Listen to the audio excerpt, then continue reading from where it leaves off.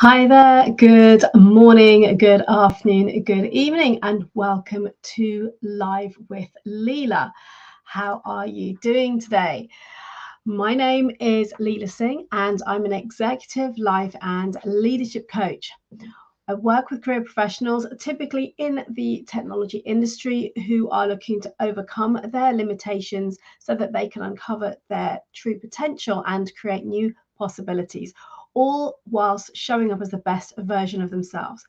This is what I call life leadership. So, hello to all of you who are watching live today. Do say hello in the comments and let me know where you are joining from. And if you're watching on replay, then please do hashtag replay in the comments and also let me know where you're watching on replay from. And I'm going to dive straight into today's topic. So let me know that you can hear me and see me okay, and this is streaming fine. Just checking on my phone that is working. That's all good.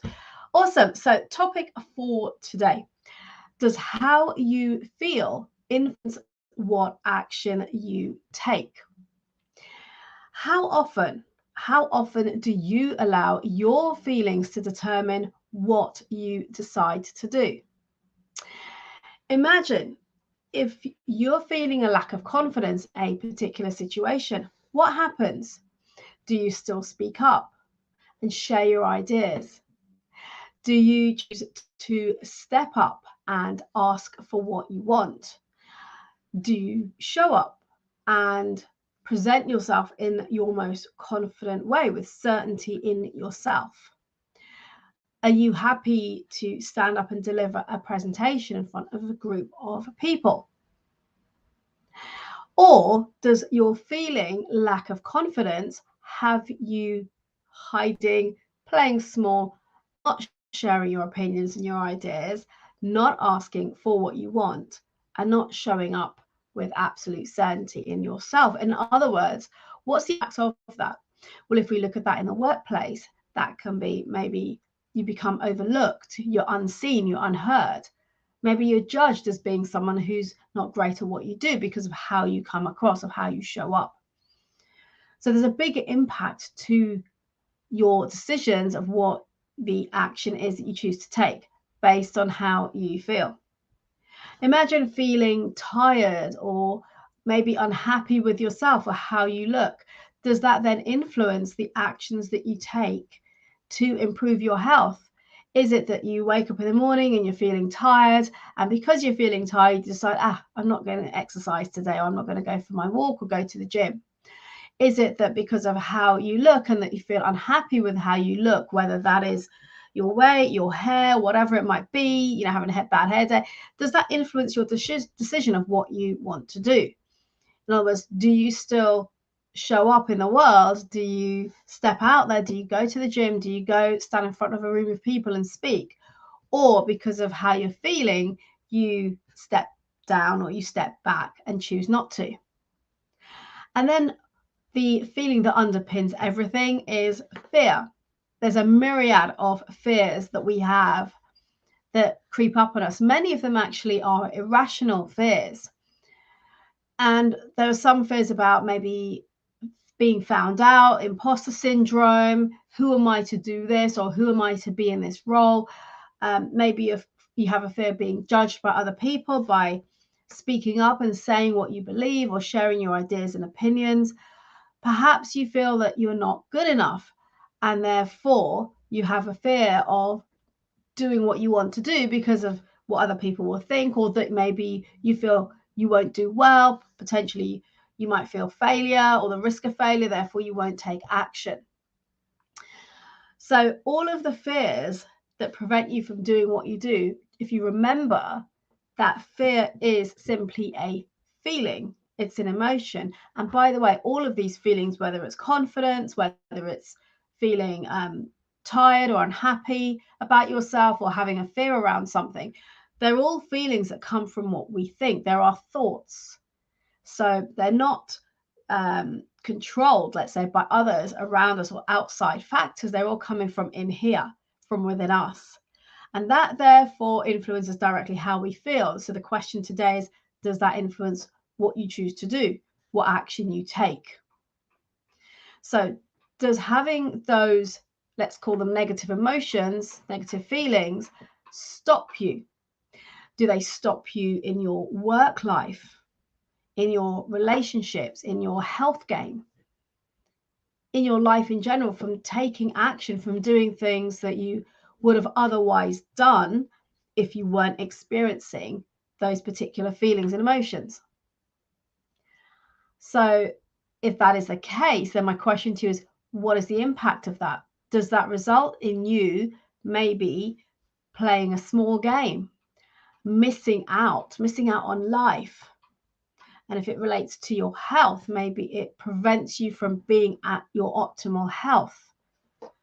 Maybe it stops you from getting that recognition or being able to move up the career ladder, simply because those feelings are having you show up in a particular way or not take certain action, and therefore that holds you back. Is it the fears that are holding you back from doing something that you would otherwise do? And what is the impact on you in any area of your life? Just slow down and give that some thought. Renee, hello, watching from London. Thank you for stopping by. Just seeing you pop up there. How are you doing? I think we're overdue a catch-up, aren't we? And are you in London or are you down in Kent, down the road from me? So the question to really ask yourself today is, when your emotions show up, what does it prevent you from doing? Because if it's having you play small, you're missing out on life, you end up feeling dissatisfied, you're unfulfilled, unhappy, even resentful, possibly even angry. How is that serving you? Is it? I'm guessing probably not. So let me offer you a different perspective. What if you were to tune into how you were feeling and you chose to accept that feeling and tell yourself it's okay and take the action anyway? In other words, let's give a real life example. Perhaps the feeling is fear of rejection. So you fear rejection and you choose. So you choose to put yourself forward for promotion, or you choose not to for fear of being rejected. And perhaps you've been rejected before when you've applied for a new role or you put yourself forward for a promotion, and therefore the fear might be coming from there. That's not the point. Today, it's about, okay, well, if you are feeling that fear, what are you going to do? Are you going to hold back and not apply this time or not put yourself forward? Or are you going to accept that, yeah, I have a fear of maybe being rejected, but you know what? It's okay. It's okay to have that feeling. But I'm going to still go ahead and I'm going to put myself forward for that promotion. Imagine what would change in your life. Imagine what would be different. What would be the impact of making this decision to take action anyway, irrespective of how you are feeling? What would be the impact at work? What would be the impact on your wider life, on your relationships, maybe even in your health? Are you maybe feeling self-conscious and tired, but actually it's okay? I feel self-conscious. I feel like I'm lacking in confidence because, I don't know, I don't feel like I look good, so I don't want to go to the gym. But you still go and do it anyway. And guess what happens? You become fitter, stronger, healthier. And as that occurs, you start to feel more energetic. You start to feel less self-conscious. And where you're lacking confidence, maybe you still choose to speak up, to ask for what you want, to share your ideas, to share your opinions, your points of view, and to show up and play a bigger game, to put yourself forward for opportunities, for projects, for a new role, and maybe present in front of a room something that fills you with irrational fear, but you do it anyway because the feelings are okay. You get to accept those feelings for what they are and to still take action. And as I talked about fear as the biggest emotion that underpins a lot of our behaviors, what we do and don't do, the biggest thing when we talk about stepping out of our fear, you may have heard the term feel the fear and do it anyway, is growth. It's both personal and professional growth. And more often than not, if you slow down and check in with yourself, how many times have you done something, even though you're feeling fear, and it's been okay? It's probably been less impactful than you thought it would be, less scary than you thought it would be, or easier than you thought it would be. So remember to check in and think to yourself, okay, how rational is this fear? Where is this fear coming from? And hey, okay, I accept I'm experiencing this fear, but you know what? I'm going to take action anyway, and let's just see what happens. And when we do this, we overcome our limitations, those self-imposed limitations, through choice. We choose to take action anyway. We get to play a bigger game. And we elevate our confidence, our belief in ourselves, and we end up feeling happier, more satisfied, more fulfilled with our life as a whole. So my invitation to you today is to check in with yourself and ask yourself, does how you feel influence the actions that you choose to take on a day-to-day basis in any area of your life? And I'm sure you'll find at least one example of that. And my invitation to you, therefore, is to slow down to that, to tune into how you feel, accept that feeling, tell yourself it's okay. It's not about beating yourself up because you're feeling fear or you're lacking confidence and so forth. It's not about that. It's about accepting it and saying, this is okay. This is okay. And I'm going to take action anyway. I'm going to do what it is I was considering doing. And let's see what occurs from there. And my invitation to you is to take that risk, if you see it as a risk, let go of the feelings around it and see what happens, because you will get to experience a whole new change in your life when you start to step up. Personal growth, professional growth, new experiences, and feeling so much more fulfilled.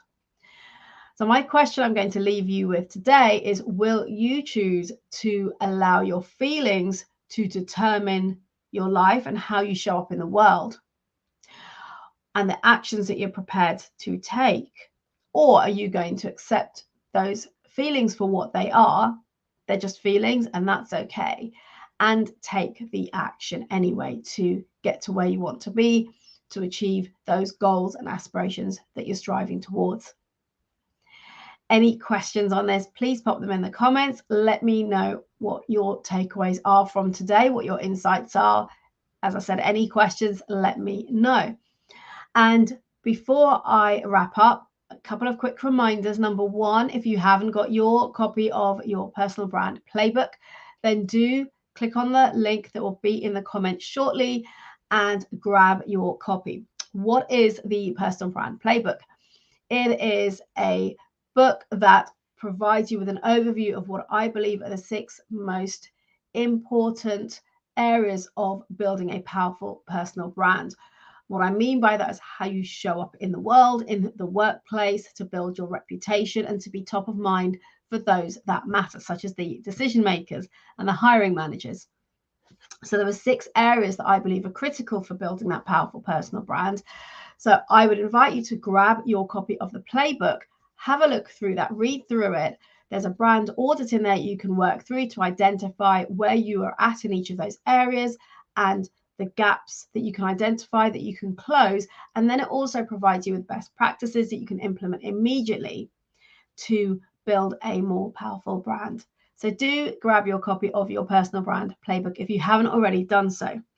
And finally, have you subscribed to my YouTube channel? If you haven't already done so, then please head over, click on the link in the comments, and please subscribe to my YouTube channel. Share the link with others who can benefit from the content therein, which includes all of my previous lives, as well as my podcast episodes, which are over 100 now, many of which are interviews with incredible leaders from the tech industry who have generously shared their time, their stories, the challenges they've overcome, and showing you what is possible, both in life and in your career.